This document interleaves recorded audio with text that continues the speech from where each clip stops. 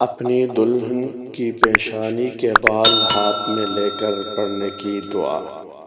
نبی کریم صلی اللہ علیہ وآلہ وسلم سے روایت ہے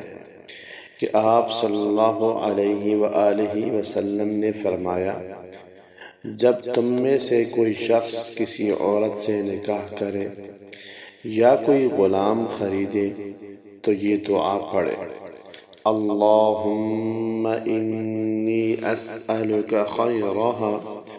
وخیر ما جبلتہا علیہ واعوذ بک من شرہا وشر ما جبلتہا علیہ۔ اے اللہ، میں تجھ سے اس کی ذات کی بھلائی مانگتا ہوں اور بھلائی اس چیز کی جس پر تو نے ان کو پیدا کیا، اچھے اخلاق، اور میں تیری پناہ چاہتا ہوں اس کی برائی سے اور اس چیز کی برائی سے جس پر تو نے اس سے پیدا کیا، بد اخلاقی۔ حضرت ابو ہریرہ رضی اللہ تعالی عنہ سے مروی ہے کہ نبی کریم صلی اللہ علیہ وآلہ وسلم جب کسی انسان کو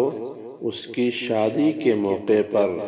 بطور مبارکبادی کے دعا دیتے تو یہ کلمات فرماتے: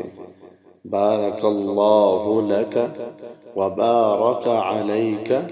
وجمع بینکما فی خیر۔ ترجمہ: اللہ تجھے برکت دیوے اور تجھ پر برکت نازل کرے اور تم دونوں کو ہر خیر میں جمع فرماوے، تم لوگوں کا خوب نباہ کرے۔